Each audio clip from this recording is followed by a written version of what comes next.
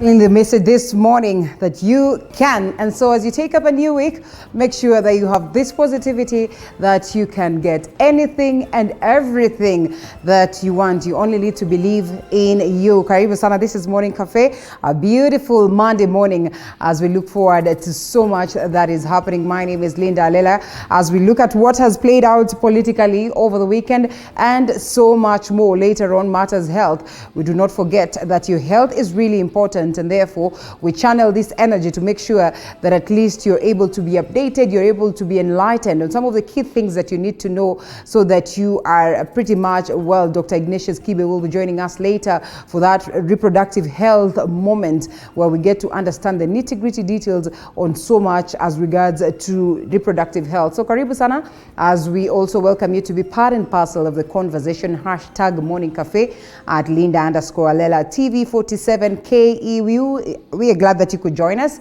and we hope that you take us through all the way to 9 a.m. and throughout the week. And so the newspapers this morning, they have so much in regards to politics and health and matters education, what is happening in the international scene. So we look at all this later on alongside my guests, but just to give you a snippet of what to expect, the Daily Nation here with me. And of course, we have the hard copies, we have the soft copies. What do they detail? Are Ruto security drama heads to Parliament?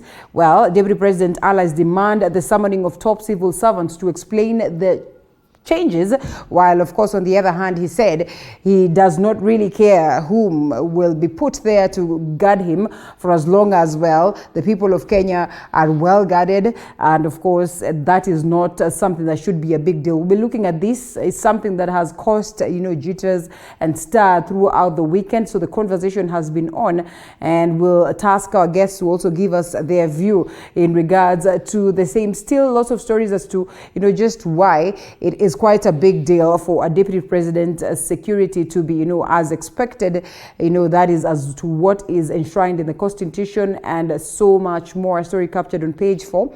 We look at all the details of this as we continue with the broadcast. Another story: costly decisions plunge Kenya Power into loss. And when Kenya Power demanded about 2.8 billion for connection, industrialist Narendra Raval decided to generate his own electricity, denying the farm about 200 million per month. A story captured on page 6 to 7. Interesting. We all know that Kenya Power has been enjoying monopoly, so this one is quite interesting to note, and therefore we get details of it as we continue with the broadcast to get the view of the guests, as we also get to understand then what this means for Kenya Power and how then this would be received. And Raila's big promise for Mount Kenya voters. Right Honorable Raila Odinga toured the mountain region, saying that I come in good faith, that he is there to take them goodies and not to hurt them.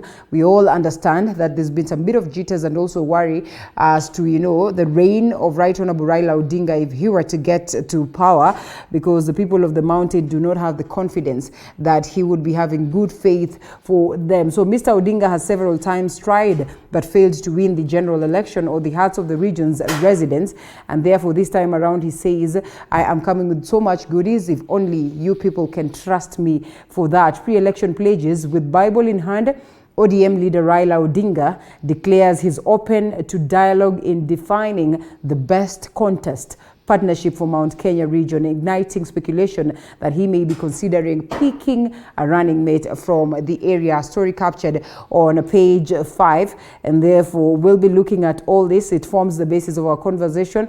We also saw the likes of Mudavadi finding their way into the mountain region, as Mudavadi was region with economic blueprint, and of course the people of Mount Kenya have remained adamant that theirs is getting a leader who's interested in making sure that the interests of the mountains are catered for. That automatically calls for proper economic boost, and in terms of agriculture, just to ensure that the economic activities are well catered for. That is the only time then they can trust any leader to deliver, or they would trust any leader and proceed to vote them in. And so these two leaders have tried to woo the mountain region, and many other leaders. We all know the kind of inroads that the DP has made, while many argue that as at now it is actually the DP that has the numbers at least, or has the support of a majority of the people of Mount Kenya in comparison to all the other leaders that have probably, hinted on going it for the presidency. And so we'll be waiting to see. We've seen what SK Macharia has equally told the Right Honorable Raila Odinga, that it's too early to celebrate. There's still so much that needs to be done so that he would be able to just be a darling of the people of the mountain. And so we'll be looking at that later on as we continue. Even as the waters are running dry, riddle of dry taps in city suburbs.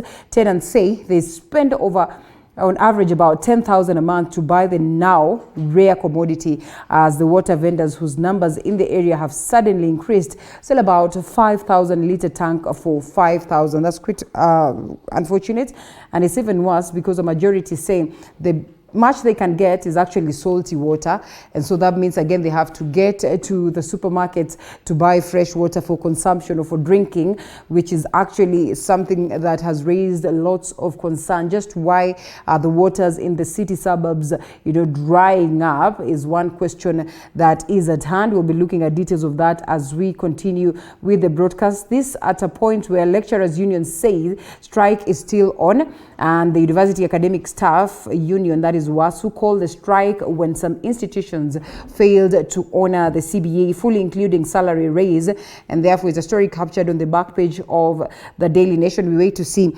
whether, as promised, then they go for strike as early as today, or as today, as of course they have remained adamant that this is likely to happen. We wait to see whether such of their grievances would be addressed before they proceed for these demonstrations. And different page. The Standard newspaper, front page, the silver lining for learners with difficulties.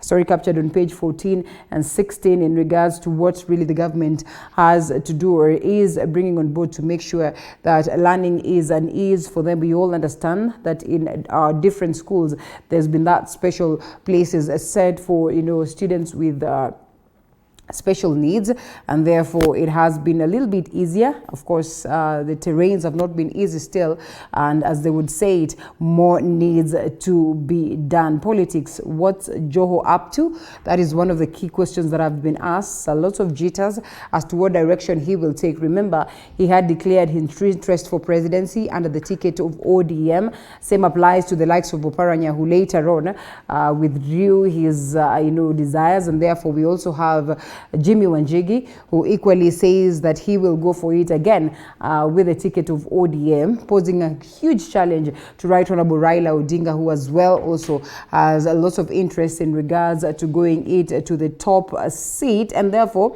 the biggest question is just what direction is Joho set to take at a point also when the coastal region leaders have also shown their interest of making sure that they have a regional outfit that would be friendly towards making sure that the coastal region is on the table and equally discussing the interests on the table, or the interests for the people of the coast region. Costly power on their way. Certainly what we expect in regards to what we have discussed about Kenya Power. Well, it is quite unfortunate that the prices will always go up and up and up. It's quite unfortunate. And the fans of Manchester United celebrating the coming in of Cristiano Ronaldo, something that has hugely been celebrated across, and we all wait to see the magic that he's going to do towards making the good team even better. Away from that, focus on the shrines of Kenya. Well, that's an interesting piece as captured on page 25, 28, 29 and 30. But the biggest story as to matters of politics, it's now or never for the big three. Just who are these big three that we're looking at? Decision 2022, after 10 years in the political cold. Well, next year's poll offers Right Honorable Raila Odinga, Kalonzo Musyoka and Mudavadi the best chance to ascend to the top seat, failure to which will consign them to another long spell in the opposition. A story captured on page 4, 5, 6 and 8. Definitely what forms the basis of our conversation this morning. The issues at hand as raised by this individual, age factor, or as of course that would pose a threat to this individual. Number one, the age factor and rise of younger politicians could deny them a chance.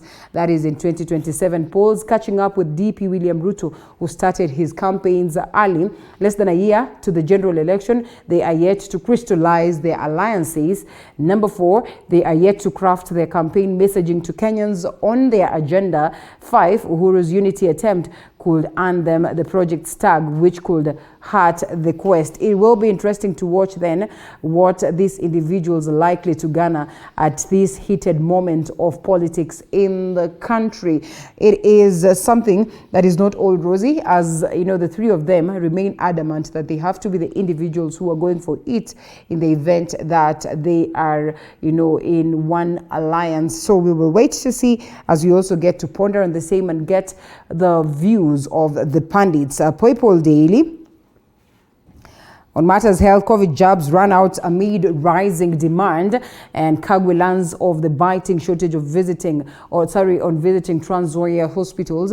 We all understand that, well, a majority of Kenyan have exhibited some level of skepticism as to, you know, getting the dose, and there have been lots of fears and, you know, lack of trust on getting the dose. But then again, there was that, you know, coercion that came from the government somehow to the teachers, who were told that if they do not get the job, then they're posing a huge threat to the lives of the students and all the other staffs in schools, and therefore if they do not go for the job, then they do not get their salaries come August. So they said that they had to go and get the job, and same applies to the civil servants, and therefore there's been that rise and need for them to get the jobs, only to realize that again we have gotten to points where we have the shortage. We hope that such is going to be addressed, this even as, you know, Kenya continues to get, doses or donations from different parts of the world, United Kingdom, the United States, as we await to get more, to receive more batches of doses, Moderna in this particular case. I don't care who guards me. Deputy President William Ruto says this, of course, backtracks on demand to have the General Service Unit contingent attached to his residences reinstated, says he is comfortable with any security formation, and therefore this conversation that we've had for the better part of the week is one that we'll be looking at extensively as we continue with the broadcast. 2.4 million Kenyans at risk of starvation, says agency. Quite unfortunate. We also what is happening in Turkana, and we certainly hope that the government would step in pretty much fast to help us evade such a scenario. And a different one on matters BBI, the BBI orphans. We all understand how excited these individuals, especially the second-term governors, were to make sure that at least they secure themselves positions, and therefore they appear to be, you know, in that state of course, despondence or state of worry. At this point in time, we know that Dr. Alfred Mutua is exiting the stage, Joho is exiting the stage, Oparanya is, Emerson Kingi, Jackson Mandago, Sospita Ojamong. So what way for them, or which way for them? Second-term governors who embraced low change bid with the hope of landing jobs in the proposed expanded cabinet go back to drawing board for Plan B. The story captured on page 8. We all are eagerly waiting to see what direction they take. Remember, as governors, probably the next step that they are expected to go rank-wise then is go for the presidency, which appears to be a tight one for them. On the other side, Right Honorable Raila Odinga Mudavadi, take vote hand to Central Region, is what we'll be discussing as we continue with the broadcast. Those are the key stories on the papers this morning. We'll be looking at them later on. But first, let's also pick what it is that my team has prepared in terms of news, and there's still so much. And here we go. In what has been termed as a milestone towards curbing vandalism of transformers, police in Mai Mahiu swung into a hideout in the town and managed to seize about 3,000 liters of transformers are estimated to have been from 20 units. And of course, our reporter Willie Dennis Jiru with the story, as of course we take a look at how people vandalize transformers and get the oil or the fuel that is therein. It was perhaps one of the greatest achievements of its kind in recent years after police in Mai Mahiu raided a mastermind den that has been operating a cartel of siphoned transformer oil in counties bordering Nakuru County. The product stored in barrels in 5 rented single rooms in a plot within the town, raising eyebrows on how this syndicate has been in operation without the knowledge of the authorities. Oil ambayo tumepata hapa ndani ni oil nyingi sana. Karibu lita 3,000 ambayo on average tukiusema kwamba transformer moja inachukua kama grams 2 za oil. Tunaongea kuhusu zaidi ya transformer 15 ambazo zimeharibiwa kutokana na oil ambayo tumepata hapa. Tumepata oil peke yake. Transformer iko na materials zingine kama copper ambayo tunaamini kuna mali ambapo zinapelekwa. In the last 3 days alone, 2 transformers were brought down in the area, prompting the police to conduct a thorough recce in the area, where they successfully landed on this hideout that has been a hoarding area for some time now after a tip-off. Hii vita tutashinda. Hakuna mtu ambaye anaweza kwamba anatembea katika ardhi hii anafanya mambo haya mabaya ambaye hatuwezi kumpata, na tutatumia njia zote ambazo ziko available, including kuongea na serikali kuu, kuongea na serikali ya county, ili kwamba tukashirikiane pamoja katika intelligence kuhakikisha kwamba hao watu wote tunawashika na tumeweka mahali ambapo wanafaa. The Nakuru County business manager in the company, Henry Pwanilare, said that the vandalism reports in the county has been soaring to an alarming level, with the Subukia, Molo and Naivasha cases leading in the lot. Hapa imekuwa mahali ambapo shida imekuwa sana katika muda wa miezi miwili iliyopita. Kama kampuni hatujalala, afisa wetu wa security wamekuwa wakitembea nyakati ambazo ni nyakati za usiku, kwa sababu hizi transformer zinabomolewa usiku na kisha ile oil na beba usiku. 3 persons among the Kenya Power staff were apprehended during the raid and will be arraigned in court once the police conclude the investigations. Henry stated that they have been losing an average of 5 transformers per week at an average loss of 500,000 shillings. Huyu mtu haibi peke yake.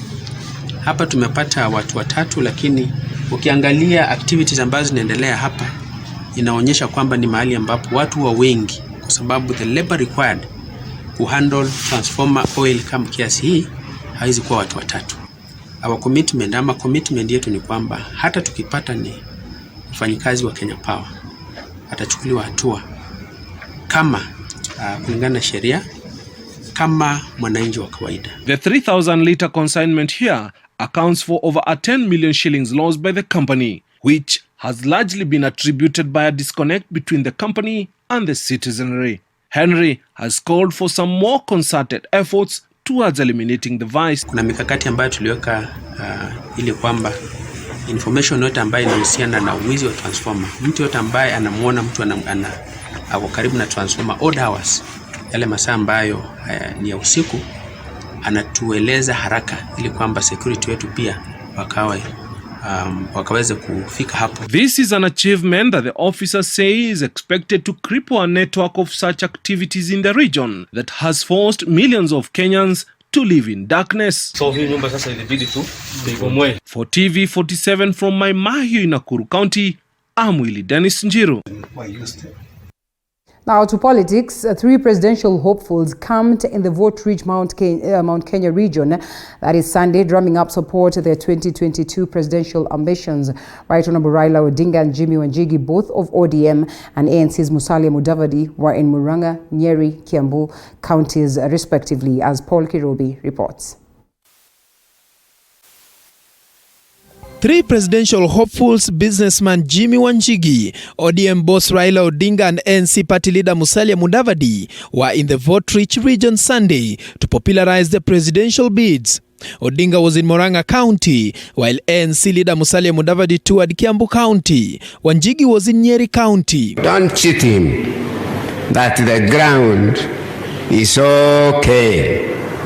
If we were to go and cast votes today, those people who have shown you all the madharaus, including the president, ndio watachukua kula. Lakini simame na wewe mbele ya Kenya, tusaidie pamoja. Tuunganishe Kenya ile vyombo vya Odinga defended the handshake between him and President Kenyatta as he seeks to occupy the house on the hill. As we fuka hii mto, if they are not finished, we want a person who is going to ensure that they are finished. If you are already fighting with him, how can we trust those projects with him? lazima tumpatie nchi yetu heshima. Lazima tuheshimu katiba yetu, na heshima sio utumwa.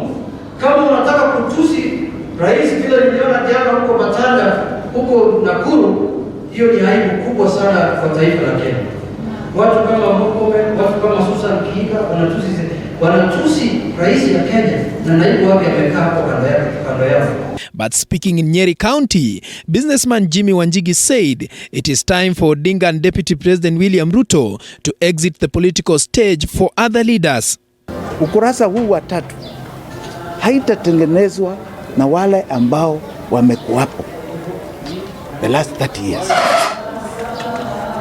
Rafiki yangu Raila amekuwa hapo kwa serikali since 1992.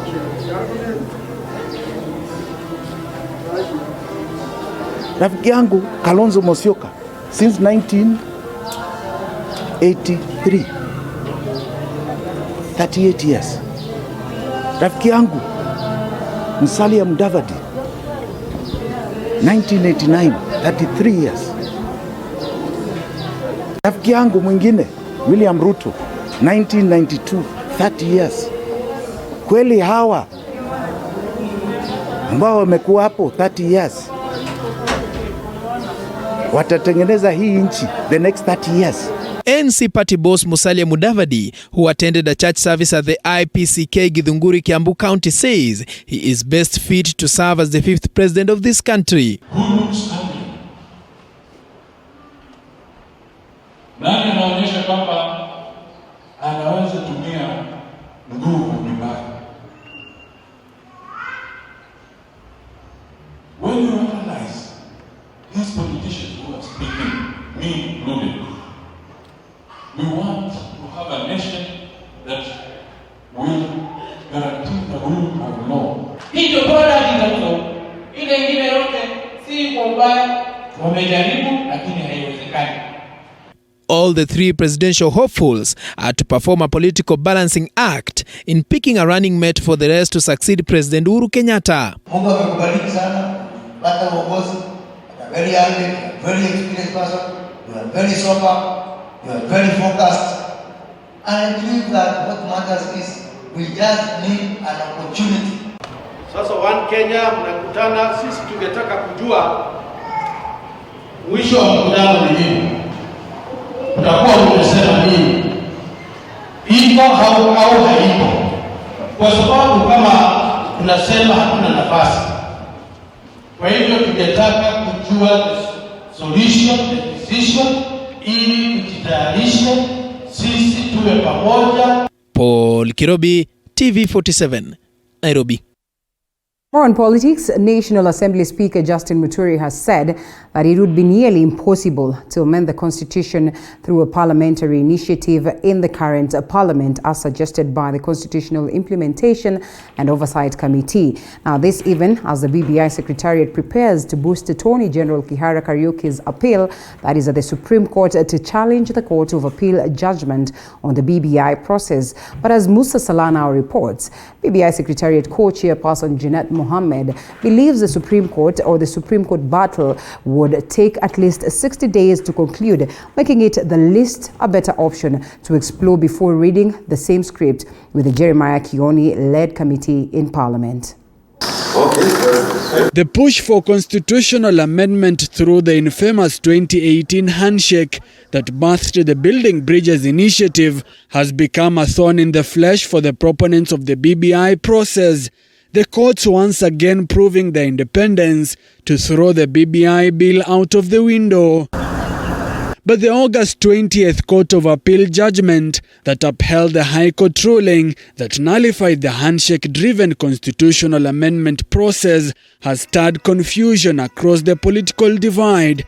While the intent of the BBI bill to create an all-inclusive government post-2022 was crystal clear to the 7-judge bench, queries on the bill's has created loopholes in the judgment that the proponents of the initiative are not willing to let go. Because it also depends with the leadership, the enforcement.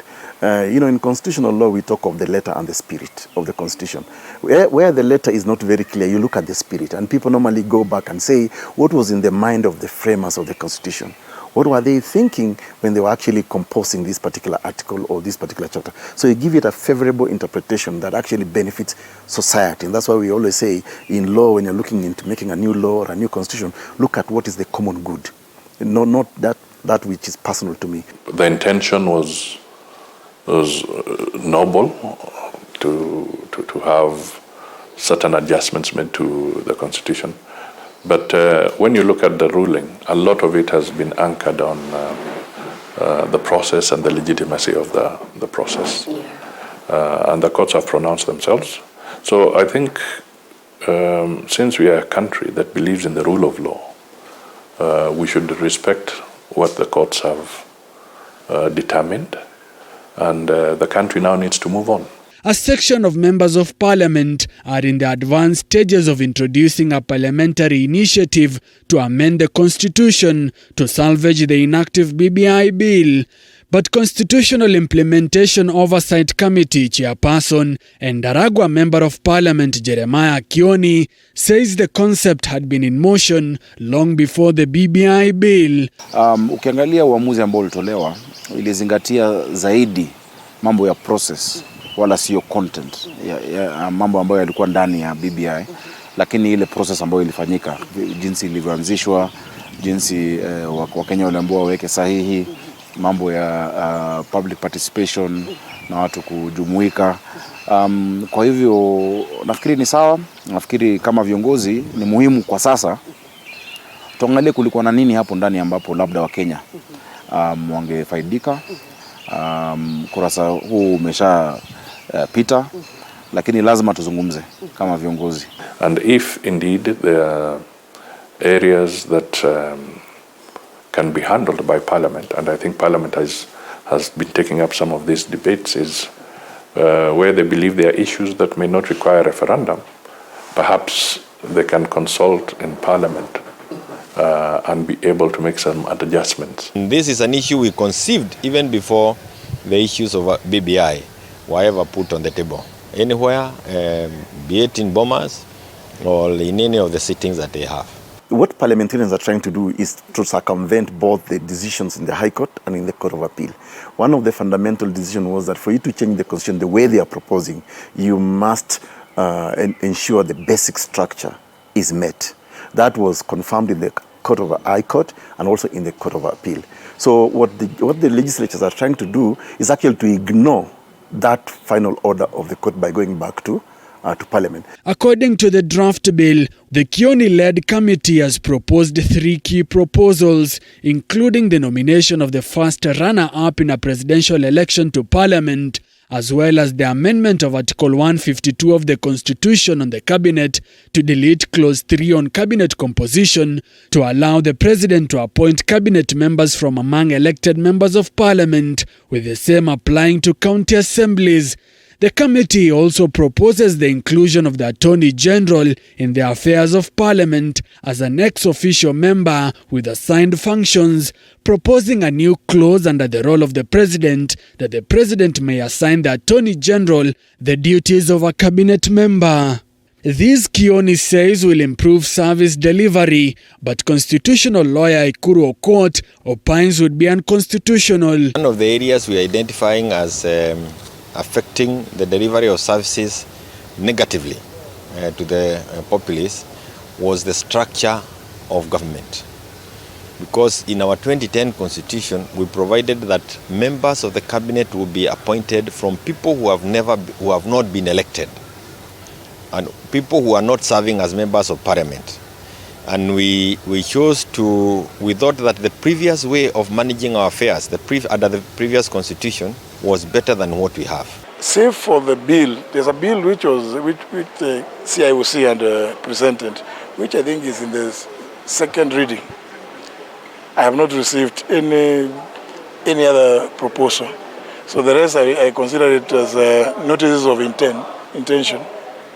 Yeah, what they have been saying out there in the villages, those are things that sometimes some of them are just to excite themselves. They want to bring members of parliament into cabinet.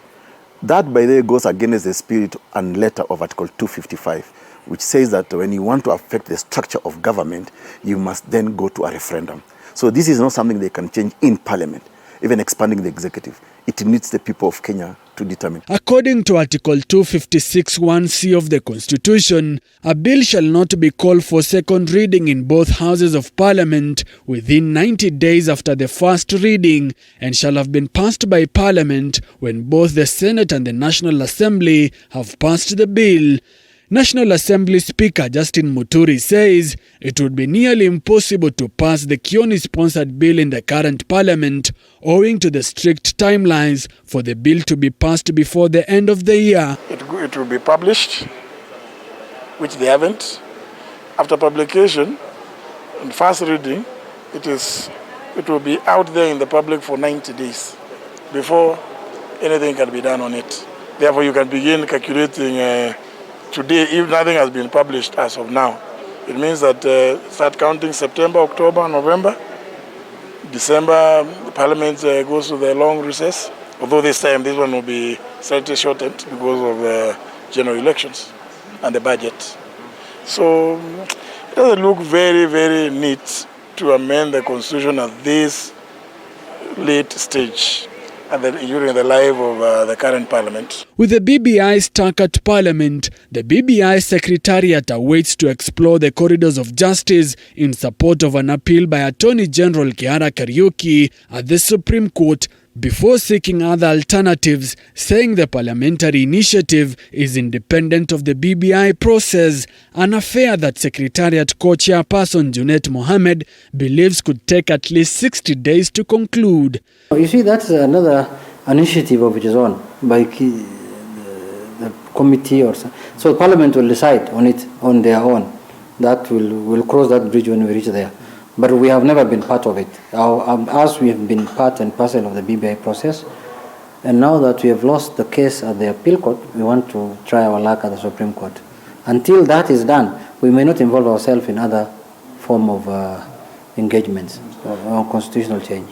We want to see how far we can go, because that's the last court. We want the Supreme Court to pronounce itself on very fundamental issues that have been raised in the appeal court. Musa Salah, TV 47. All right, well, I don't know whether we still play the tune of reggae. Nobody can stop reggae. It hits the parliamentary level, and of course the speaker himself acknowledging that it could be a tough one to imagine that adjustments would be made on the document in the parliament or in parliament as it is right now, based on the aspect of timelines and so much more. So that is one of the key things that we discuss this morning alongside my guests. We also get to understand how dire we need to that level where we have redemption so that we proceed to an election, if at all there's going to be any. Remember, the same individuals who seek to make adjustments on the BBI bill at the level of parliament have also hinted on a scenario where they would push for us to postpone the election. Just how dire would that be, or how important would that be? And definitely we also look at these key leaders who are trying their level best to make sure that, you know, they have so much clout in the country before we get to 2022 elections, and they have tried their level best to go to the girl, or the girl that everyone is eyeing, at least as at now, that is the Mount Kenya region. And therefore we've had key leaders trying to traverse the different parts of Mount Kenya in search for the votes or in search for support. Definitely we do not forget, or we do not fail to speak on the DP's security detail right from Friday, or the better part of last week. You know, it was not all rosy, as there's been lots of jitters as to the adjustments that were made into the security detail of Deputy President William Ruto, who now says he really is not keen on who takes care of him or who guards him, for as long as the people of Kenya are well guarded. These are the key things that we'll be looking at this morning. So karibu sana. We welcome your feedback. Hashtag Morning Cafe at Linda_Lela TV 47KE. Let's get to hear what you have to say. We sample some of these comments as we continue with the broadcast. It's going to be a heated debate this morning. as the gentlemen that are here, well conversant, been long enough to see what has played out politically in the country, and therefore they are well endowed to give us views on what is technically what is to play out, of course, come 2022.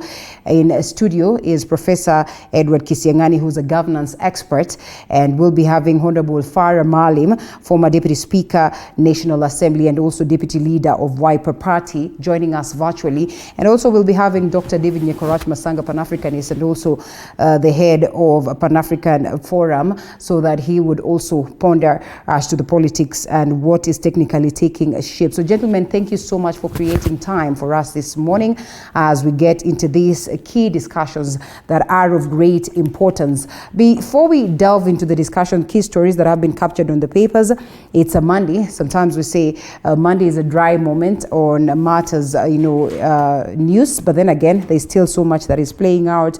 The international scene is not all rosy still in Afghanistan as we get to receive refugees in Africa. The biggest question is what really informs this. We know that it's not all rosy there, but there are also numerous other countries that are not doing well. Why is it that we have these ones that are coming from Afghanistan? And is it something that we need to be worried about even as we get to embrace them? The key stories or the key papers: Standard newspaper, Daily Nation, and the People Daily. Professor, good morning. Good morning. Good to have you, and thank you so much for creating time for us this morning. Yes. All right, we have Honorable Farah Maalim. Good morning, sir. Good morning to you, Linda. How are you? I'm good. How have you been? Great. All right, good. Karibu sana. We still are trying to get a hold of Dr. Masanga. All right, once we get a hold of him, we certainly also get to loop him in. Professor, you need to say hi to Speaker. Good morning, Buena Speaker. Good morning to you, Professor. How are you? Long time. A long time. Good to have you with me today. The last time we met on some platform, it was tough, isn't it? Yes. Very well. But I'm glad to see you again. Thank you. I hope it will be a staff here.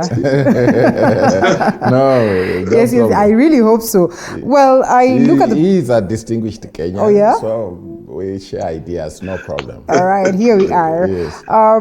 Before we even look at the papers, let's just look at the papers. But I look at the papers and I see some of the key stories are the ones that form the basis of our conversation this morning, and therefore, so we'll just get to combine them as, of course, we continue to discuss. Maybe one of the key things that I'd love for us to touch on that is away from matters politics, but again, somehow, in connection to politics, is the fact that we have reports on, how the taps of Nairobi are running dry, how we're going to get to a point where we'll have a majority of Kenyans in starvation, and the reports are quite worrying. Yeah. Yet we have our leaders, out here politicking, probably not keen enough to make sure that Kenyans really get some of the basics, as basic as food. Yes, I think, Linda, that's correct. When you look at our country, it has a certain crisis that could still be sorted out by ourselves, but year in, year out, we do not deal with them. Yeah. Across the world, it's now no longer feasible for us to carry out agriculture based on rain. Rain-fed agriculture has been a problem. Right. The Kenyan situation is very devastating, especially in northern Kenya. We see our people are almost starving. The animals are in trouble.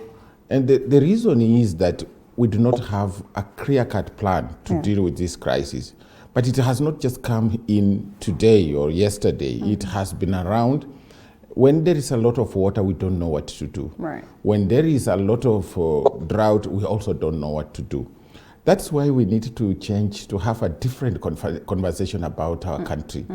We need to think about how to structure our economy rather than just sitting down and saying who will get which position and what. We have reached a point where crises like the ones you are seeing about drought and so on, and sometimes floods, require a clear-cut blueprint that it probably cuts across several years from now so that we are able to deal with it. Right. Look at a country like Egypt. I have been to Egypt. They do not get any rain throughout the the year. And yet they don't have a problem of drought. They don't complain about it. They still produce food. They can feed Kenya. But Kenya has some rivers which are running permanently, but sometimes we have floods. We don't know how to harness the water. I think time has come for us to direct our attention, our intellectual attention, our expertise to discussing strategies that can change our country forever, rather than the current political debate, which is saying who will take which power and who will take which position. So that's why we have this kind of drought. It has been there, it was there before you were born, and it is still there, and it's going to be there next year. I don't think that this government and even the past governments have anything to be proud of with regard to sorting out this problem. And you know, it reminds me of what watching a couple of minutes, that story that was compiled by our very own Musa Salah and Jimmy Wanjigi, trying to say that, you know, these individuals have been here long enough, 1992 all the way to here, like 30 years. The same individuals that we seek to, you know, recycle, or so to speak, Honorable Farah Malim. Just looking at the drought situation in the country, the fact that, you know, we do not have water. You know, I just try to remember the days, sometimes in the 90s and all that, like there was plenty of water, say in Nairobi. But today, it is quite a rare commodity. You're being told that a household can spend approximately 10,000, 50,000 so that they'd be able to get water. That is salty water for that matter. Now they have to go back to supermarkets to buy water so that they can drink and all this. I mean, what does it make you feel? What does it speak of the kind of leadership that we've had over years? Well, the leadership always leaves a lot to be desired. To be honest to you, we have had a problem called corruption in this country that has bedeviled us from day one, from the moment we got independence until today. And it's been getting worse and worse. At the time of the first government, post-independence government, I remember there was a minister who was called Mr. 10%. Those of you who probably remember that, who used to ask for 10% of the kind of a scheme off anytime he has to approve an import, what do you call, license, or to be able to be delivered, to be allocated certain foreign exchange. But now you look at a project in the country today, if there's an allocation of so many billions, you can rest assured 75 or 80% of that money is not going to go into the project, will be skimmed off in the form of corruption. And because of that, we have had so many dams that have been constructed in the country, similar to the Aror and the Kimwerer dams all over the country, and that are not holding any water. The idea was initially to arrest the surface runoff water into massive dams out there so that it can be used for irrigation. It's never happened. Now, another big problem in the north we have is that there's a proliferation of settlement centers. In the north, during the colonial time, there used to be the dry season grazing land and there used to be the wet season grazing land. So there was always this plots or the set aside, blocks set aside for this season, and it's never touched during the rainy season. It can never be touched others during the dry season. The idea was to allow the vegetation to grow, was to allow the animals to be able to have pasture at all times. That doesn't happen right now. We have proliferation of what they call the settlement areas because people want to get chiefs and sub-chiefs for as an employment or a source, and the competition between the different small clans and the rest of it for all of them to have those areas. So as we stand today, our livestock, and you know the meat basket of this country is in the north. And the north animal is going to disappear within a shortest point because one cycle of drought after the other, then you end up losing as massive, what do you call, a proportion of that or a section of that. So there is need for us to have a system that works. We have intellectual disposition in here. We have got the best plans, and those plans are there just collecting dust in the government ministries. And they've all been undermined, The common bottom denominator here is corruption. Because of corruption, nobody cares about anything else. People just care about how to line up their own pockets. And we have a problem in the country, yes, indeed we have a problem. We have had a problem from independence, but right now it is massive, scale that is not sustainable at all. All right. The most unfortunate thing is that we've not been able to deal with corruption, and therefore that is to tell us exactly what you've said, Professor, that this problem is going to be here years to come, as long as, again, we are also recycling these leaders. Now, let's get to the conversation of the day. Probably the first thing that is also captured on the papers is what we look at. Deputy President William Ruto now says that he really is not keen on the security detail that is accorded to him for as long as the people of Kenya are well taken care of. Definitely probably changing tone from the first reaction and from the reaction that came from the allies. At some point in time, a majority of Kenyans kind of felt like, why the big deal? I mean, we are here, we are always walking scot-free. Why is it that it has to be a big deal in as much as something that is dictated in the Constitution? And when we're looking at these adjustments, first of all, I'd love for you to tell us, what do you make of it? I know we've spoken about it for the better part of the weekend last week, but I think it's only keen that we get, pundits' view in regards to how important that the security detail of the Deputy President is as expected or as enshrined in the Constitution. Well, I think, Linda, the Deputy President is out of order. Okay. And he's completely out of order to say that he doesn't really care. Yeah. If he doesn't care, we do. He's the Deputy President of the Republic of Kenya. We care so much. Bwana Ruto, we care, and he should know that. He's not just William Ruto, the son of somebody around Tarbo. Yeah. He's the Deputy President of the Republic. So his security matters. If something happens to the Deputy President or our President, we care. President Uhuru Kenyatta is not just a citizen who comes from Gatundu and walks around. He's public property. That's true. So the Deputy President is also public property. So anything that takes place around him and with regard to his security is a matter of national importance, and we care. Because the stability of this country revolves around the safety of the President and the Deputy President. Before we even talk about the safety of all Kenyans, because they hold us together. So even if he doesn't care, we care. And the point is, if you look at the laws that govern the police deployment, they are very clear that the GSU commandant is the one in charge of the security of both the President and the Deputy President. So the administration police that have been deployed at the Deputy President's residences are actually classified as security for government buildings, SGB.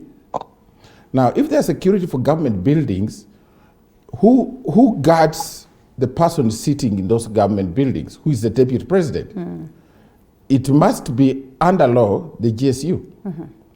So if that is the arrangement, we don't mind. But what we think is that whatever deployment they make, it must respect the law. Okay. It doesn't matter how much you feel bad about the Deputy President, how you hate him or how you like him. This is not a laugh affair. It's a serious matter.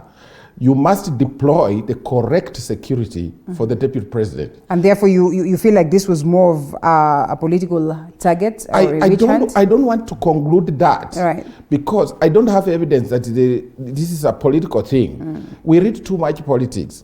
It could be a mischievous act by the people responsible, government officials responsible.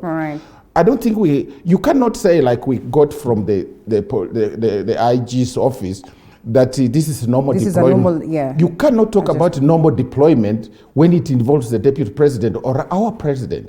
This is mischievous. And if it has been politicized, these guys should stop this. Linda, we are citizens of this country and we belong to this country. It's our motherland. We preach peace, but we also respect the rule of law. Governance only makes sense to the extent that it obeys the law. So if you are dealing with the President of the Republic of Kenya, you must deal with him lawfully. Anything he gets must be lawful. Now, if you give him security, you do it within the law.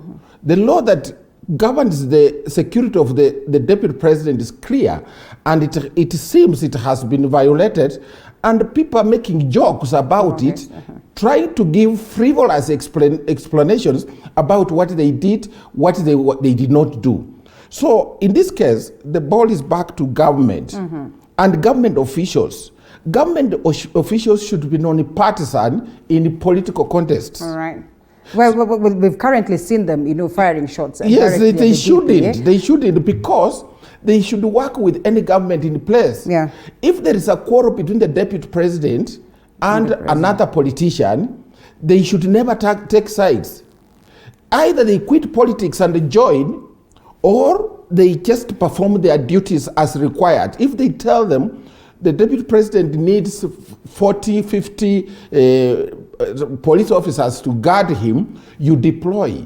You do not because, first of all, this deployment is done at taxpayers' cost. Yeah. We are the taxpayers who pay for the security of the President and the security of the Deputy President. So at what point do you now take over the responsibility of the taxpayers? We give you money to deploy correctly, but you deploy wrongly. Otherwise. Where is the legitimacy? All right, Honorable Farah Malim, you hear the view of Professor Wright here. And I mean, so much has been explained in regards to this. And I know so much analogies have cropped up in regards to the same. I do not know your position on this one. Now, my position is, there are certain things that are constitutional, that are in statecraft, that cannot be given a pedestrian kind of a look. Okay. The security of the Deputy President is very, very important, because he's a heartbeat away from the presidency. And if anything happens to the presidency, this is the person who is supposed to take charge immediately, as the Constitution stipulates. And when you even if you have a kind of a macho attitude or a Robin Hood attitude, and you imagine the society or the nation, the Kenyans are going to protect me, it doesn't work that way. They're not always these good guys. There can always be some bad people who can decide, for one reason or the other, to create a problem. I remember there was a very famous president in Nigeria who was called Murtala Mohammed. Murtala Mohammed was there, I think, for less than a year. But he was the most popular president Nigerians have ever had. He was so simple. He used to drive with one bodyguard and his driver, and he was going for Friday prayers. Yeah. He was way late on the way, and he was killed. And you see, that with a man of that stature, a man who was so much loved, was lost because of a very silly, I think stupid for a sense, assumption that these people love me so much and they're going to protect me with their own lives, and so I can move around. No, you are a public property when you're a president or a deputy president. You belong to the state. And because you belong to the state has got to have an elaborate system, security machinery, and elaborate structure to protect you at all times. Right. And that's why even the flight or the planes a deputy president uses must be a government plane. Must be a government plane.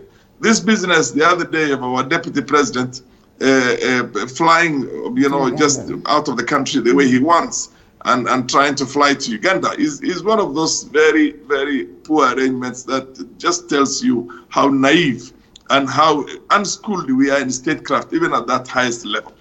So the deputy president is supposed to be protected round the clock, wherever he is in the world, and cannot even travel out of the country without an elaborate machinery in place. You remember the other day how the president of Haiti was killed. Right. He was killed. And it is a mess. God forbid. But just imagine if our deputy president today is going to suffer a similar fate, or a president is going to suffer a similar fate. We shall not have a country. This is a highly divided country, and the assumption is going to be that he's been killed by one or the other or his own colleagues, and that is going to plunge this country into a serious chaos. I don't like deputy president myself politically. I have my issues with him, And I don't think he deserves even to be a president of this country for a number of very obvious things that I believe myself and history will tell. But for God's sake, he is our deputy president and he is a heartbeat away from the presidency. He has to be protected in every sense of the word. And I think this is a bad lapse. It's a bad precedent, and it's going to haunt us as we go on in the future, because you cannot just treat him like any other ordinary person. It's a mistake. And begs the question, Honorable Farah Maalim, the security unit, well-trained, well-informed, is privy to this crucial information, privy to how dangerous these adjustments can be. Why? Just why? To what level can we get that careless? Yes. We have tried very hard, as Professor has put it, to separate the state and civil servants and the political machinery of the day. Okay. For example, Donald Trump was still in office when he wanted to do certain terrible things in the system, basically trying to make sure that law and order is no longer there. But the chairman of the Joint Chiefs of Staff, the police at the state level and at the federal level, all of them said no and refused to do that and gave elaborate protection to the institutions that was supposed to be protected, and refused to follow him, including when he was going to a church and talk about COVID and the rest of it, kind of try and create a religious fervor in the country and divide the people. And the Joint Chief of Staff refused to go with him. So what we need in this country, I can tell you, is a system that works regardless of who is in power or how the political dynamics themselves are being conducted. Especially, we are now into the last year of this government and we're going for elections. So this is the time when that transition itself has to be managed by civil servants who will only listen. When we had the post-election violence of 2007, 2008, Michuki, who was a minister at that time, but was involved seriously in the political divide, wanted to misuse the police force. And we had a police commissioner at that time called General Ali. He refused even to pick his phone calls. He refused to take orders from him and went ahead and protected the country. And that's why we are where we are today. Otherwise, we're not going to have a government those days, a country those days. And he protected the CBD. He protected the country. He protected the country without any what do you call partisanship in the manner in which that law and order itself was executed. Fair enough. We need people. We don't need activists in serious government institutions, including the current cabinet. The current cabinet is not a political cabinet. It's a cabinet from outside the politics. Fair enough. Let's allow Professor then come in. You see, what our former deputy speaker is saying is correct, and he's a very distinguished lawyer. He knows the law. Police are trained, and they are not supposed to take unlawful orders. They know it. So what they are supposed to do is obey the law, stop politicizing the security of our president or the president, but also we need information.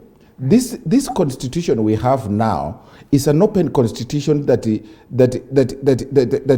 under the national values and the principles of governance, which is Article 10, there is some form of transparency required. If there is need to change the security situation at the deputy president's residences, we need information. This public, the deputy speaker has just mentioned, the kind of country we have is a different one from the one we had in the 1960s. We have intelligent people, highly educated people, very informed, and the flow of information is huge. So that we avoid these rumors that are going on around, that some of them think the changes are meant to give way for the deputy president to be hurt. We need proper briefing, proper information to the public to say it necessitated us to take this action, maybe to enhance security or for some reasons to do this. But you look around, even some of the members of the political class are applauding it. Next time, Linda, you will be there as the deputy president of this republic or the president. Do you want to be treated like that? If there is any problem with the deputy president, there is a procedure to follow. But they need to inform the public. This contempt for the citizens in this country should stop, especially from government and especially from civil servants. When something takes place, even our own president, when we don't see him in public, we shall need an explanation. That's true. Is he unwell? The government must give an explanation to us in a very detailed way to know where the president is. And the protection of the president, if it changes, we must know. That's our public property. The deputy president should do that. But when you start exposing the deputy president to some form of ridicule, because you don't probably like him as a person, it is not your job. You didn't vote for him. We are the voters. You can hate Uhuru Kenyatta the way you want. But as an individual, you must know Uhuru Kenyatta belongs to us. Right. It is not your job to start hurting our president or mistreating our president or doing some funny things with the president. The republic owns the president, and when something happens about him, you must explain. The deputy president is the same, you must explain. So what is happening is a serious joke. It is a serious joke. It is a serious joke which must be dealt with, and dealt with very, very urgently. Right. Nobody should joke with the security of our deputy president. Could there be some like hidden message that is being sent to the DP this coming, probably just a week after the president, came out open or in the open to, first of all, express his disappointment on his deputy, and also, just telling him, well, if you're serving in this government and you feel like, you are not pleased as to how it is performing, it is only fair that you exit the stage. Could this be, a message? No, let me tell you, this is how I look at it, Linda. For what reason did we vote Uhuru Kenyatta, our president? We voted him to serve us. Yeah. We didn't vote him to tell us to tell us that he wants the deputy president to resign. That is not part of his job description. Okay. The job description of our president is to deal with our problems. But it is us who can tell him we don't want the deputy president. The voters. The voters haven't. Some people don't like the deputy president, which is normal. But there are others who also don't like the president. Yeah. The deputy president cannot come today and tell us, you tell the President Kenyatta to resign. We shall tell him, who are you? We voted the president. And you do your job. Let the president do his job. So the president can't tell us or tell Ruto, that's not his job. But Professor, now, if there is a problem with Ruto, the whole saga surrounds the handshake. And we have to go direct to the point. Yes. The handshake which took place was exclusive. It involved the president and his friend Raila Odinga. No problem. But how did they bring in the deputy president? First of all, people in this country are forgetting that the deputy president is not the vice president. Yes. And this is the problem. Right. Some people think that the deputy president is subservient to the vice president. The deputy president has changed from the one we had of vice president. You even tell him to resign. Yeah. How do you see mistakes on the deputy president, but you can't see mistakes on the president? They are supposed to work together to serve the country. And therefore, maybe on that very note is where the president comes in, as a symbol of unity, to probably dictate that, if it is that bad, then exit this, because there is evidently no unity between the two. And we all agree that there is that need, that the two work in tandem. And you've seen the clergy, and I think even before we started the show, this is what we heard, mentioned, like, honestly, there needs to be some synergy as to how the president and the deputy are working together. And therefore, if it is not there, it is only fair that the president, as the symbol of unity, Linda, calls it out. Yes. Linda, let me disagree with my good old friend, Professor. Yes. There is absolutely no difference between a constitutional vice president or a constitutional deputy president. Okay. In the sense that there is a security of tenure.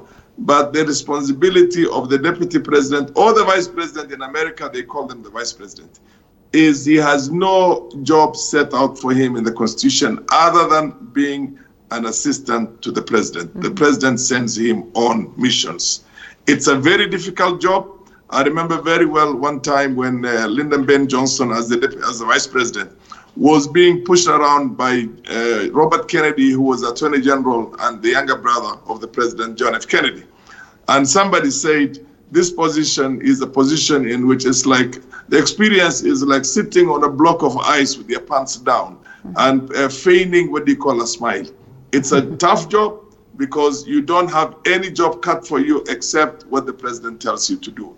But because the election is for the president, the election is for the president. It's called a running mate. It's somebody he comes up with. In the event, in the unlikely event that anything happens to the president, this person automatically takes over. And that business of the president appointing a deputy president or a vice president and then changing them as often as he wants is gone. It's no longer in the constitution. So nobody can ask the deputy president to resign. But at the same time, it is assumed that the deputy president is there to support the president. This is the word. Is there to support the president, and on the basis, on the functions, on the roles that will be assigned to him by the president. So it's one position where you just have to sit tight and wait until your moment comes. Whether by a stroke of luck, the sitting president dies, or the elections come and you're supported and you become the next president, the way Biden now is there after the term of Donald Trump. You bid out your, so if you don't have that thick skin to take those things, then you are in the wrong place. Let me be honest with you. You see, and so you cannot have a deputy president who disagrees with this president. It's never happened, even in areas where the constitution is expressed on the tenure of the president himself. I remember very well, Professor. One time, Al Gore was not in the best of relations with Bill Clinton because of the Monica Lewinsky thing, because Al Gore is somebody who pretty much, I don't know whether it's his pretenses or reality, was a man of the church and did not like that.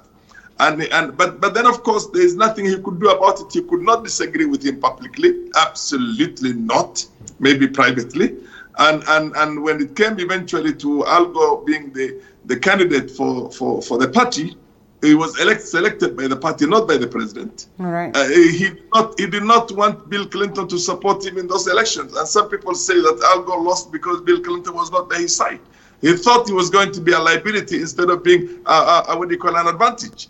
But then, of course, he had no choice. Bill Clinton stayed out and remained in the backyards, and Al Gore lost with a very thin margin that time. The point I'm trying to emphasize on here is that you can't have a deputy president or a vice president who publicly disagrees with his own president. Okay. Because the president is basically the person who was elected. That is the CEO. And you cannot disagree with the CEO when you are either the deputy CEO or a general manager somewhere. I think the deputy president of Kenya has given the president his way and to do things his way. I don't think there has been a very public disagreement, Linda, between the president. Oh no! When you the allies have been yes, but the allies, but the DP has been yes, but even where he has expressed some contrary opinion, yes, he has done it respectfully. So you know what, the loyalty of the deputy president, just like any other citizen, is to the Republic of Kenya. It is not to the president. To the president, okay. You see, he is loyal. He's a citizen first and foremost. Now, there were things like, I remember at Bomas. First of all, some of the things that have happened between the deputy president, as I said, they begin with a handshake. The handshake did not involve many Kenyans. And the two courts have ruled that. In terms of inclusivity, this was a project done by two people. Now, if you are a citizen and you are patriotic, you must say no to that. It doesn't matter whether you are deputy president or you are just a citizen. You can't keep quiet when things are going to go wrong in your country. That's not what it means. Even at the time, you remember when Trump was being sworn in the United States. I mean, when Biden was being sworn in. You know, Trump, which our distinguished speaker has said, talked about, actually, he took a plane and went in the opposite direction. But his deputy, his vice president, attended. So there was a disagreement because this is not good for the country. Now, what our deputy president has been saying, and many of us share his sentiments, is the fact that you have a handshake, it starts off, you are the deputy president. In January 2018, things are very bad. But then In March, suddenly they change, and he's not part of that change. But he acknowledges that he was consulted. Yes, he was told, but then he said, okay, let us include more people and agree on the way forward. It didn't happen. At the dire state that the country was in, Professor, don't you think it was necessary to remove? In fact, that is the reason why. Can I say something? Wait, I finish my point. Let him finish and then come in. Let me finish my point, and then we go back to speaker. Right. You see, he said, let us work on a broader, inclusive situation, arrangement which can bring everybody on board, and then we agree on the way forward. But some people saw that as a chance to help him out of the center of power and replace him to do the jobs he does. Now, the process went on without the deputy president, and then we have the document, the process that led to the document that ended up in Bomas. Yeah. One of the things that has been very difficult for us to understand, Linda, and I want to speak this because the nation is watching. You get a document which says that there will be an ombudsman who will be controlling, who will be reporting to the head of state, the executive, and you have no problem as handshake people that this is going to interfere with the judiciary. You want the deputy president. You want the deputy president to support. Okay. Then second, you also have a document which is saying, look, you can appoint prime minister, deputy prime minister, and some people in parliament to become cabinet ministers. That is where we were in the 1960s and 70s, and that means the executive controls parliament. The deputy president has to say yes because he's a deputy president to that. You are destroying our constitution, and then you want the deputy president to support the destruction of the constitution. You have a duty as a deputy. The deputy president is temporary. Citizenship is permanent. So how can he be part of a process which is mutilating our constitution? The two branches of government, meaning the judiciary, if we pass the BBI, were going to be subjected to the whims of the executive. And in the constitution is dynamic. Yes, just wait. The dynamism of the constitution is not to tell the executive to have more power to ride over the other arms of government. The other arms of government. Tell me what is in BBI that it tells you that now parliament can check the president. Now judiciary can check. You have enhanced the powers of the executive to check and completely control and harass both parliament and the judiciary. You want our deputy president to keep quiet to us. The last thing I want to say before our distinguished speaker comes is this. Now you have this 35%, which was in BBI. Yeah. This government is struggling to raise 15%. There are so many people in the counties who are not being paid 15%. They are unable to pay salaries. Now you cover that. You come in with the main agenda to destroy the constitution and make sure that the executive controls parliament and judiciary, but you cheat the public that we shall give you 35% when you are not able to give 15%. These lies should stop. And who is foolish in this country? That is why we must know when you come up with a good idea, it can be supported. So if you expect that the deputy president can continue supporting this kind of thing and be part of a process to destroy our country, he better be a bad deputy president. But if the process is good, because they are educated people, right now you have seen the judiciary, you have seen two distinguished courts saying this is wrong. Yeah, right. Well, the process. The process is saying, and not the components of the document. No. Well, somehow yes. No, but the content. Yes, the content. In the latest ruling. Yes, there was a bit of. There was also a problem of the content. Yes. About parliament. The ombudsman thing felt like it was about them protecting themselves. So who are these Kenyans who are saying? The majority of the Kenyan people think that this thing is bad. The judiciary, which is supposed to interpret the law, is telling us it is bad. It is time, and that is what the position of the deputy president has been. The bigger thing, even the people who put signatures, including the party leader for our deputy speaker, who put a long signature there, recently said he had told these people that this BBI is a bad thing. And yet he signed. No, wait, Linda. Make it brief so as speaker. Yes, he's going to talk. But then after he signed, he has now turned and said, I told you that this is wrong. So the bottom line is, who is wrong between the president and deputy president? We need them to come together and sort out these differences, but the public can make judgment. They know where the problem is. All right. Speaker. Yeah. Linda. All right.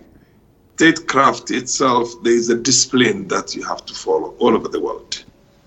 It's not Kamala Harris who can decide whether to withdraw American forces from Afghanistan through the kind of a timetable that was put in there. Speaker, with all due respect, and I know it's good to always view on what it is that is happening in the larger democracies to probably relate. Yeah, but I'm just trying to draw a parallel. And I'll tell you, we have a president who is the commander-in-chief of the Kenyan Armed Forces. Let's assume, for argument's sake, he says that we remove forces from Somalia today. And on the other hand, we have what do you call our deputy president who doesn't think that's a good idea. Can we afford to have a disagreement? You don't have a disagreement. It's a sovereign state. The sovereignty itself is domiciled with Are you people. seeing me now? Yeah, we can see you. The sovereignty itself is domiciled with the people of Kenya, but it is delegated to the President of the Republic of Kenya. We have one CEO. Well, if you don't like what he's doing, he has a tenure. He has been elected as the president. By the way, the president is elected. The running mate is there, but he does not appear on the ballot paper. The ballot paper is basically the president himself. And how many presidents we have out there as the candidates. So the man who has been elected, or the woman who gets elected as the president, is the one who has the legitimacy to work, to talk on everything in this country. If you're working for him and you're working under him and you don't like the way he's running the things, take a walk. Get out. Take a walk. Just go and resign, and then go and oppose from outside. You cannot oppose from inside. I mean, that is anarchy. You can never have anarchy in a government. You don't have one arm of the one man in the issues I have raised. Let me just finish. Let me finish. You can't have that. That is anarchy. It's not allowed. It doesn't work anywhere in the world. It doesn't. You never hear of the number 2 in the UK. There's a deputy prime minister to Boris Johnson, but you never hear about him saying this and disagreeing with his own boss. No, that is very primitive. You are going back to something that is juvenile, that is not there anywhere in the world, and it doesn't work. What if he does that based on facts and figures, or probably his position as a Kenyan, in regards to the issues that have been raised by Professor here? Then walk away, take a walk, resign, and then go and take a position as a Kenyan. And morality. Write in the papers, go public places. We're talking about the issues on the BBI, the aspect of constitutionalism. It doesn't matter. Allow the different arms of the government that basically are supposed to be checks and balances on the other. If the executive overrides its own powers, there's what they call judiciary. Go to the judiciary. Let's allow Dr. Masanga 2 minutes. Let's allow Dr. Masanga 2 minutes to also weigh in on the same. Let me just finish with 1 second, 1 minute. All right. No government works like that. This is not a student organization at the University of Nairobi where you can talk the way you want to. No, you can never have that kind of a disagreement in government. You have that kind of a disagreement, then of course you are in the wrong place. Ordinarily, you should be impeached and thrown out immediately. Allow this man to finish his term. You want to disagree with him, you want to oppose him from outside. Take a walk. If the process of impeachment has not begun, then it means there are no basis for the same. Yes, and then it means also that can I come in? I have waited for 2 minutes, 2 minutes, 2 minutes, Daktari. Come in, please. Can I come in? Sure. First of all, thank you very much. The former Deputy Speaker, you are with me on this one. And Professor Kisangani, you are a lecturer, you are a senior don, you teach political science. There is one principle in political science called morality. Morals. Have a moral principle. If you are tired, you say you are tired. If you are not working, you say, okay, I've left. And go and ship out and make something different. Professor Kisangani, the 48 laws that you teach people, students all over the whole world, where are they now?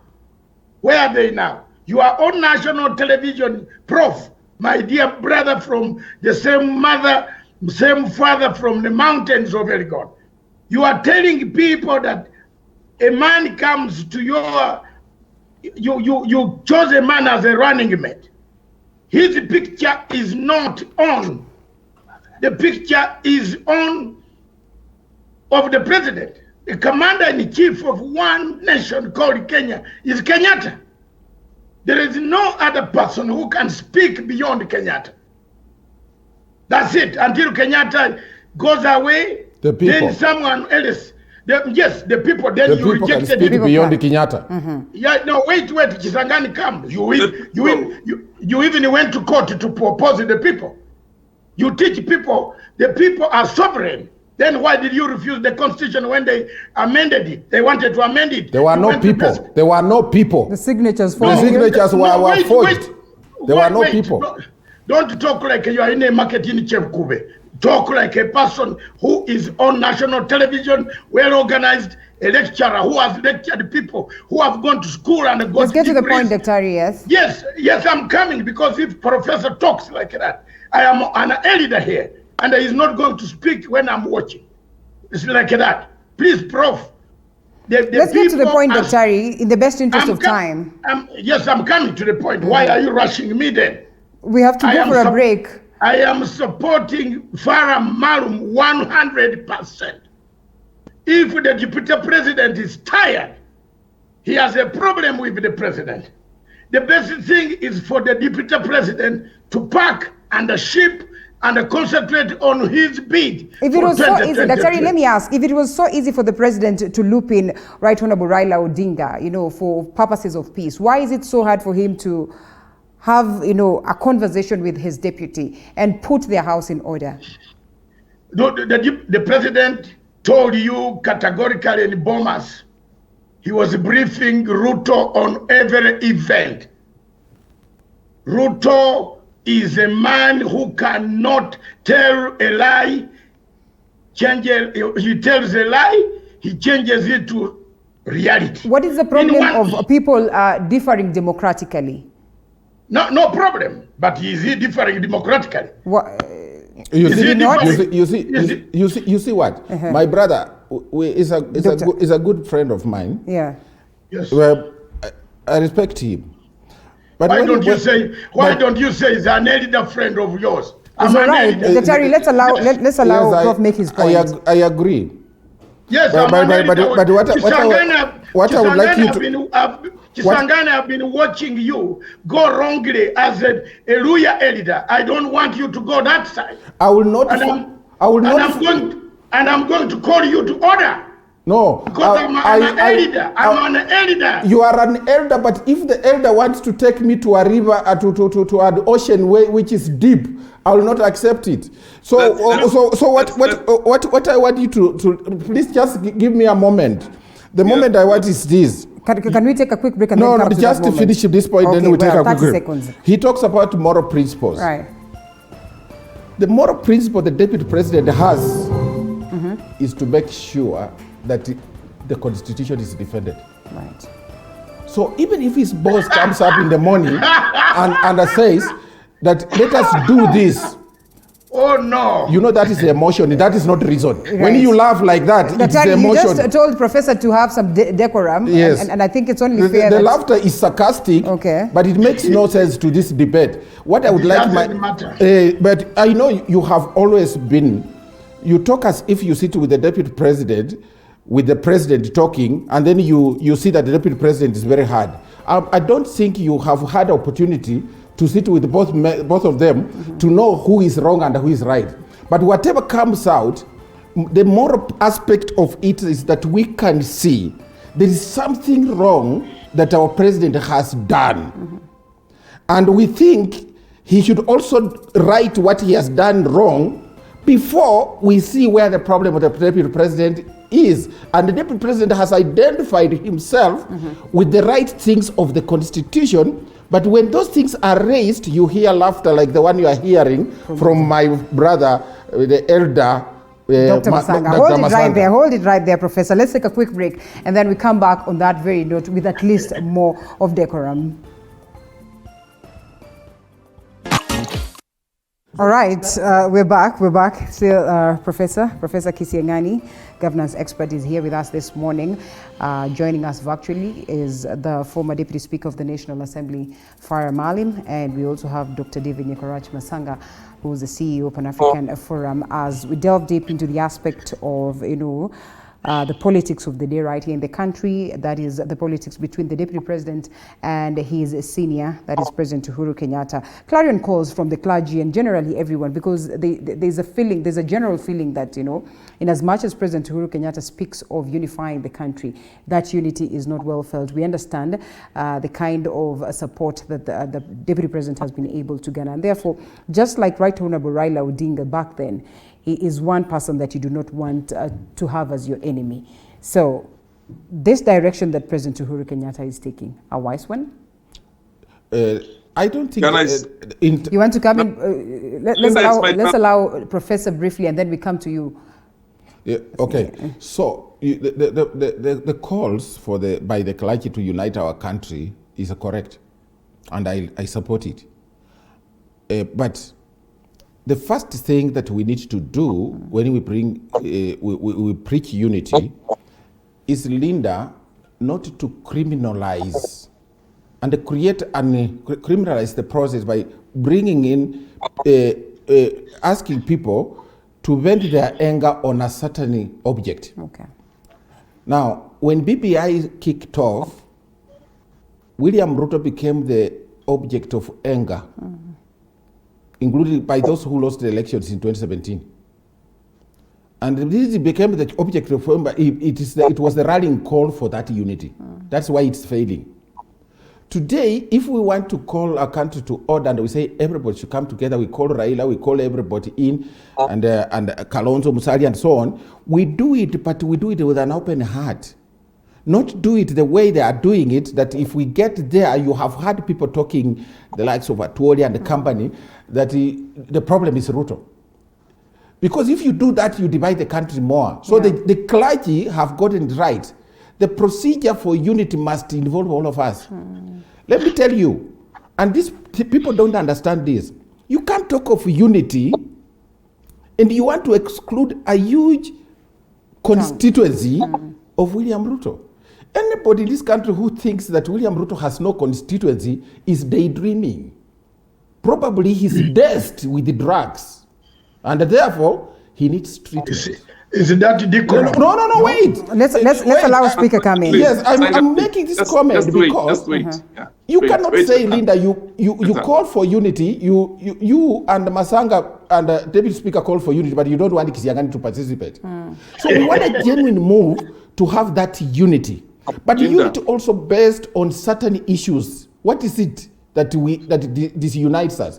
If you call me for unity to have a constitutional dispensation that gives too much power to the executive, so that we suffer the Nyayo torture chambers like we did in 1982, and people started detaining others without trial, and we interfere with our freedoms, that unity, I don't want it. How realistic will that be, Honorable Farah Maalim, especially at this point when we're headed for an election? Yeah. Let me tell you one thing that Professor needs to understand. The President of the Republic of Kenya can commit us into a war today. He can declare a war on a neighboring country. I mean, it's as bad as that. It can get as bad as that. Let alone having a handshake, agreeing with somebody, committing the country to something. He has an absolute unfettered powers to do that.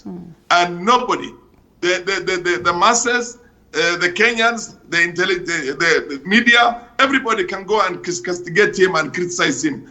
And you have no way of controlling that power except during the elections. Then you move him out, remove him. And that's why you call the people's power. The power of the people can only be exercised once every 5 years, period. After that, you have given it to this man as a president. He will have a handshake with 1 million people if he wants. He will throw out half of his government if he wants. That's up to him.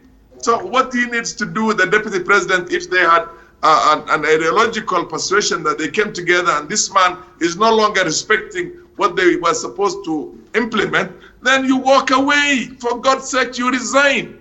and go and even seek Parliament to throw him out, to impeach him, to have a vote of no confidence in his government. There are many ways that are open to you, but the one that is not open to you is to stay in his government and criticize him and castigate what he says.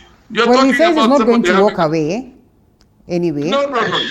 You can only walk away. You have no authority beyond that. He can have a handshake with Raila. He can have a handshake tomorrow with anybody he wants. He can try and change what he wants to change administratively. Of course, when you want to do it constitutionally, then you have to go to the people for the people to approve that. And the people will not approve in some cases if it's so outrageous. And you're only left with that option yourself. You cannot, listen, there was the issue of you don't stay inside and peace inside. You go out and peace from outside into the inside. You know what I mean? Yeah. Once you're inside the circle, you can only peace outside. But if you want to peace inside, then you walk out and then peace inside. Speaker, let me ask you a question. Speaker, if you don't mind, can I ask you a question? Ask me. I just want you to find out, because I've been raising issues, but you are not discussing them. You are looking at the powers of the president rather than how the president is using those powers. So since we have gotten absolute independence to use those powers, I don't think in those powers the president has absolute power. But let's come down to where I was, climb down and come and say the issues I've raised about how the president has acted in terms of the content of BBI, the basis of disagreement between William Ruto and the president. Do you find substance in my arguments?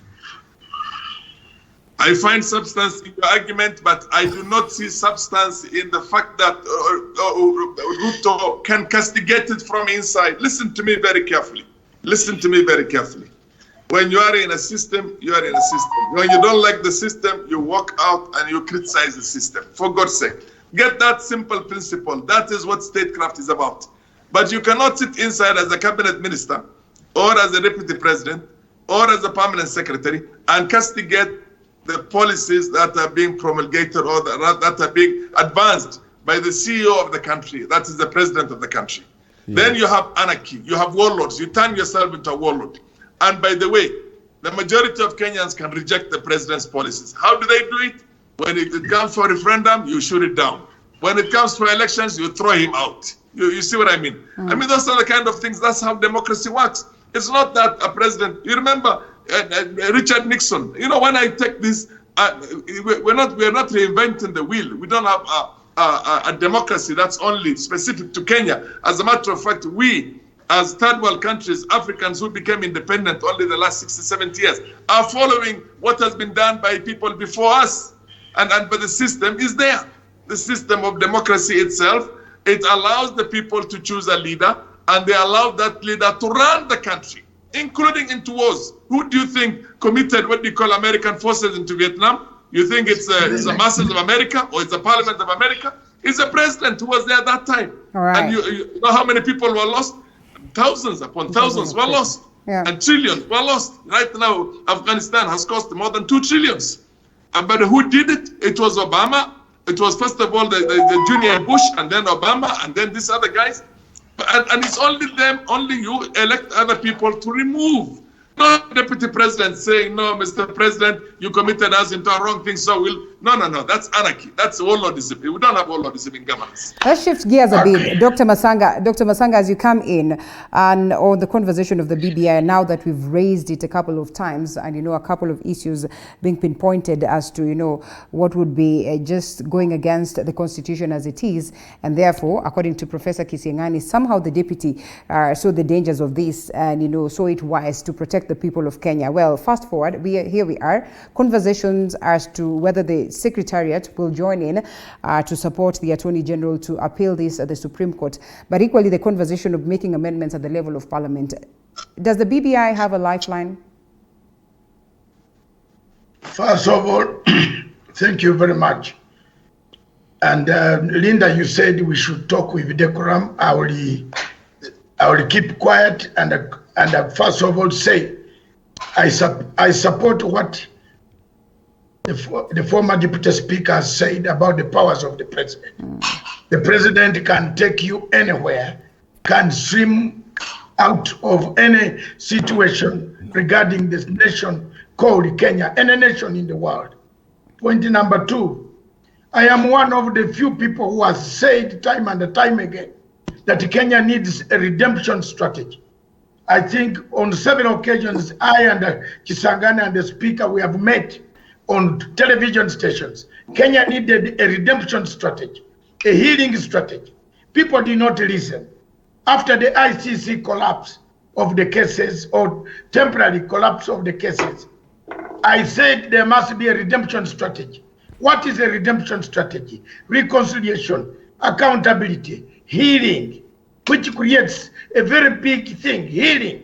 People have not healed here. And I agree now, the same clergy are coming back to say what I said 10 years ago, that Kenya needed redemption strategy. I don't think Professor Kisangani will disagree with me on that. I've been saying it, I said it everywhere, even in his own place in Kenyatta University, where I went to give a lecture, he was with me. I gave that reconciliation is needed. We have not done it. Now we have reached a point where people want to become warlords, as this guy, as the deputy speaker, former deputy speaker say. We are not heading for the ballot paper. We are heading for the bush. The situation where it is, and let's be honest, we are heading for bush. Ruto tells you that he has had an ajipanga. He has pangered himself, ready for anything.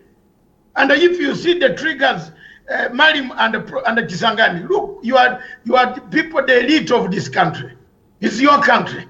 Some of us have gone through 37 years of turmoil, of torture, of attempted assassination. The man talking to you here, I've been tried on 22 times. Gentlemen, keep your country united. Keep your country united.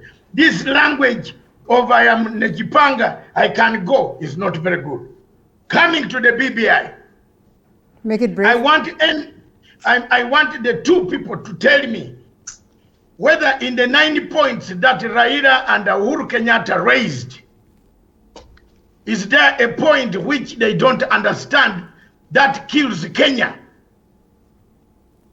Is there a 9 points that they raised in BBI?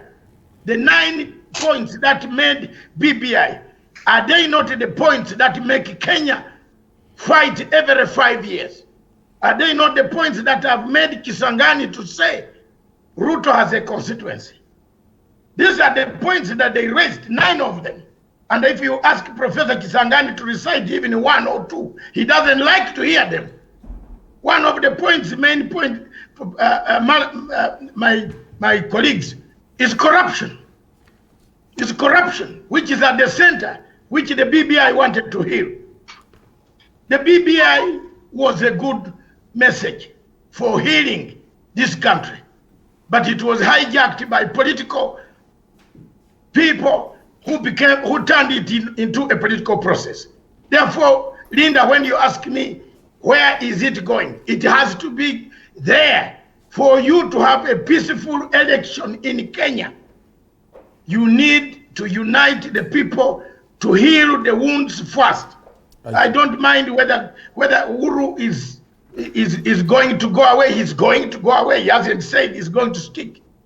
But I know he's not going to leave a country. And I want to authoritatively tell Mr. Kisangani, Professor Kisangani, to hear this. Because the way he stands these days, he said, Ruto. I want you to hear, Ruto is not the president of Republic of Kenya. Let's allow him right to reply. You see? Yes. Yeah, no, you don't allow him the right when I've not finished. Please make it brief, Dr. in the best interest of time. Make it brief, please.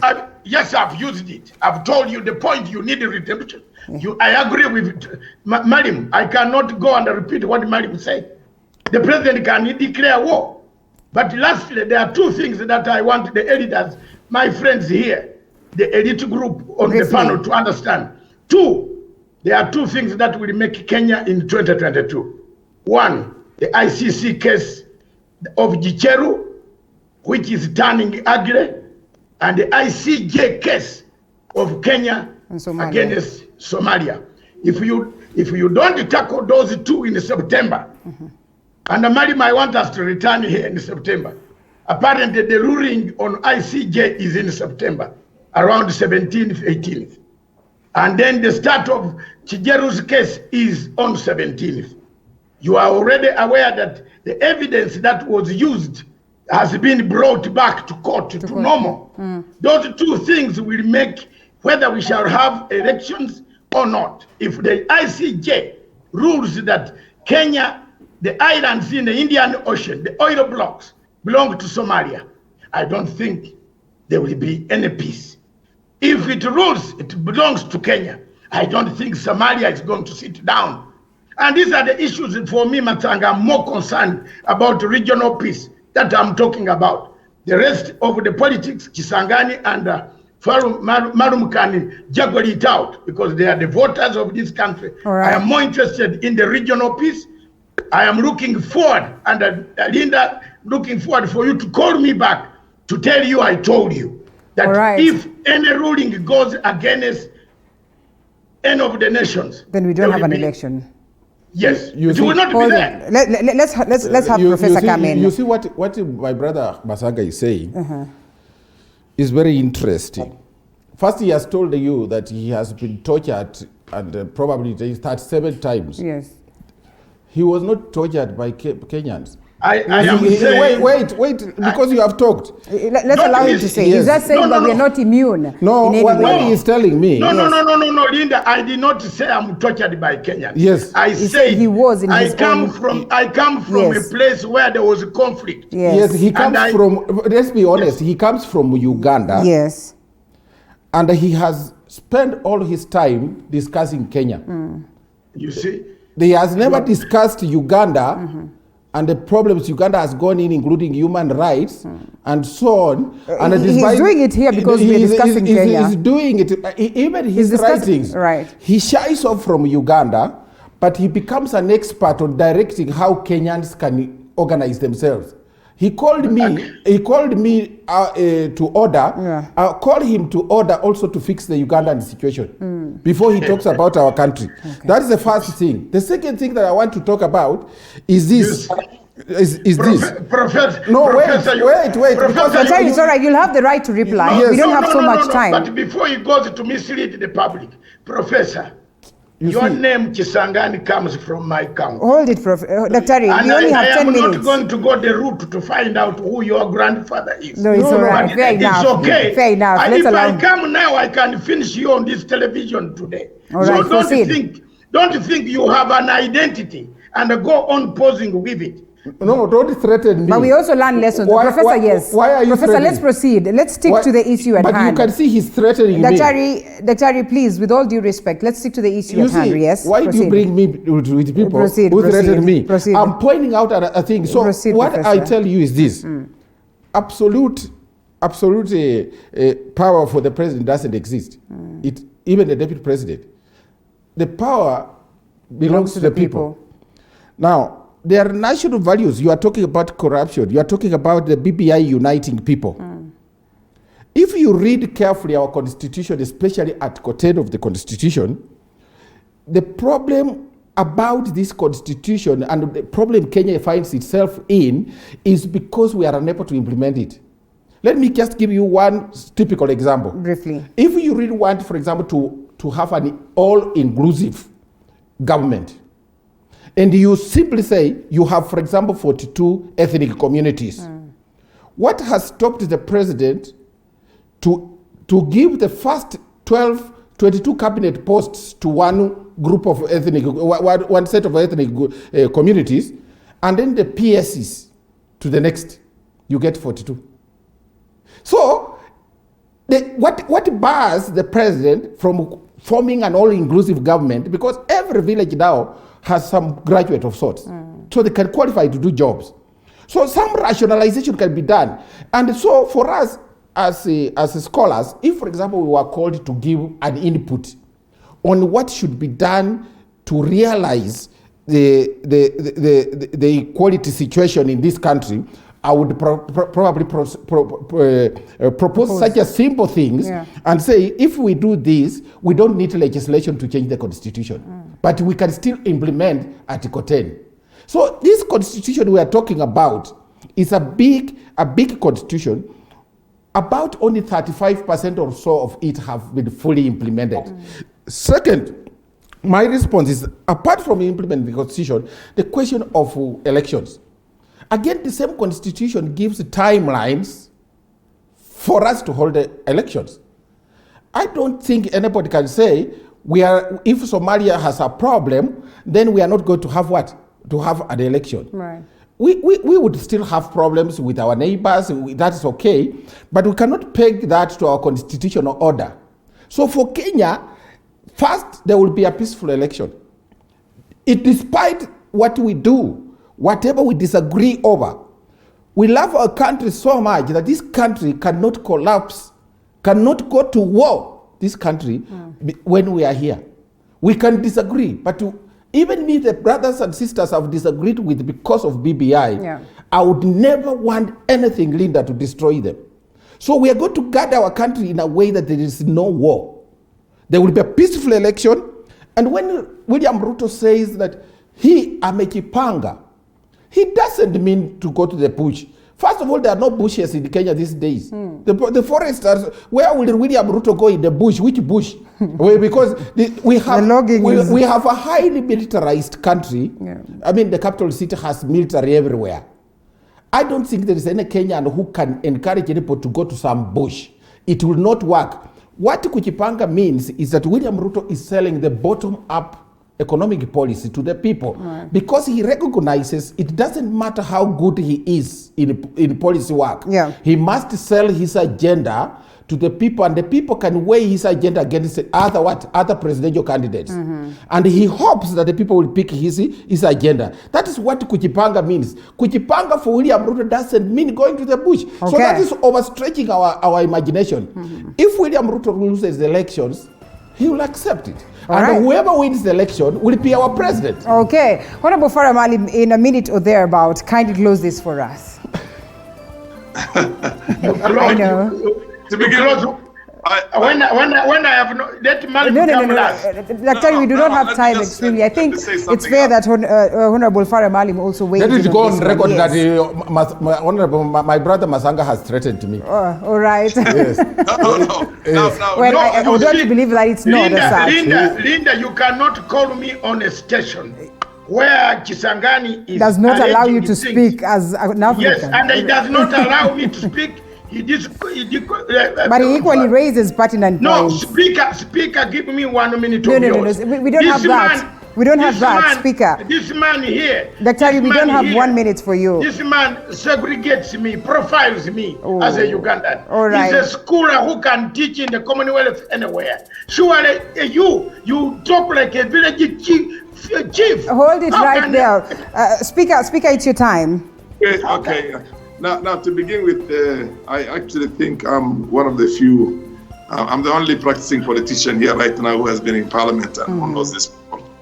To begin with, there is no anarchy in government. Government has got, the power is with the people, but they transfer it once they elect a president and they elect what you call other members of parliament.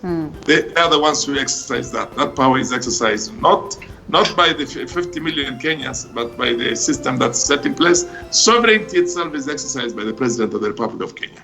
So to the extent what he wants to do, he does it. And if you are not happy with it, if you're in the government, you walk out of the government and tell the people of Kenya, this man is leading us in the wrong direction, or this woman in that case. Secondly, I happen to know all these actors because I was in parliament with them, and I went into parliament before both of them. Both Uhuru and Ruto came to parliament after me. Now, let me tell you, and I was part of that original young people, so-called young Turks, who fought very hard to get this second liberation of the country. I'm not sure if that liberation itself has been fully realized. What is happening is very simple. This business of hoodwinking Kenyans all the time and coming up with cheap goodies is a problem.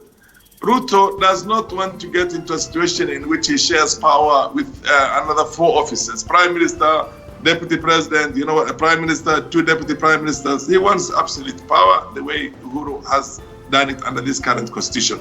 So if he's going to fight against it, even for selfish reasons, which I'm sure is the only reason why he's fighting for it, The rest of it is just sugarcoating, the hustler, the wheelbarrow, the bottom up. All that kind is quite a nonsense as far as I'm concerned. With very, very, very, very little economic value that is new to the globe. I mean, economic models are there in the world, and there's nothing called a wheelbarrow. Can I just finish? Finish? No, but there's nothing wrong with somebody protecting his stuff. But then you don't do it when you're in the government. Just walk out from it and fight it from outside and win Kenyans with both Ukweli and Urongo, Kila Kitu. You can package that together. If Kenyans can believe you and trust you and give you the presidency of this country, so be it. I mean, they have chosen it. But then you can't do it from inside. And the second thing is, the constituency somebody has is when people go for elections. That's how constituency is defined. It is not that my village follows me, my ethnic group follows me, my region follows me. So if you people don't like it, they also, you want this, they don't want it. No, that's anarchy. That's we have anarchy. to close, it doesn't work Speaker. in democracy. Yeah.